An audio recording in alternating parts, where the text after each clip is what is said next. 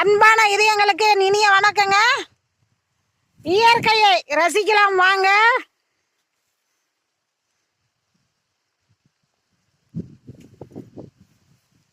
நம்ம கிராமத்தில் எங்கே பார்த்தாலும் பசுமை நிறைந்த இடங்கள்ல நாம் அப்படியே சுற்றி பார்க்கலாங்க. மனசுக்கு ரொம்ப நிம்மதியாக இருக்கும். நல்லா சிலு சிலு சிலுன்னு காற்று,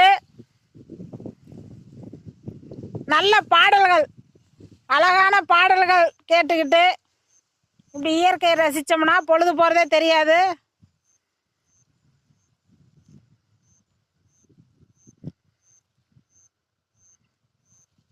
என் கேமராமேன் சுற்றிக்கிட்டு இருக்காங்க.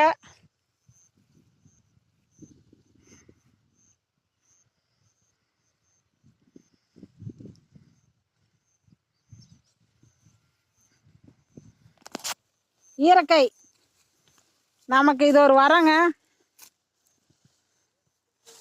இயற்கை வளம்.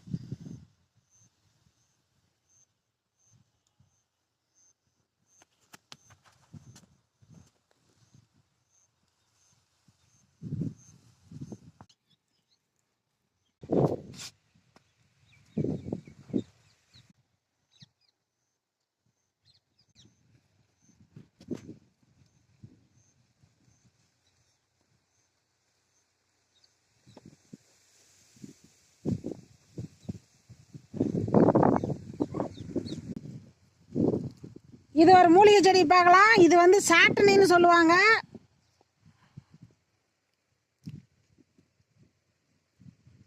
இது வந்து சாட்டனின்னு சொல்லுவாங்க. நம்ம வயலில் நிறைய வந்துடும். இது அறுவடையே செய்ய முடியாது. இது முன்னோர்கள் கடைஞ்சி சாப்பிடுவாங்க. நல்லா சுவையாக இருக்குங்க. நம்ம பருப்புலையும் சேர்த்து சாப்பிட்லாம். ரொம்ப சுவையாக இருக்கும். இது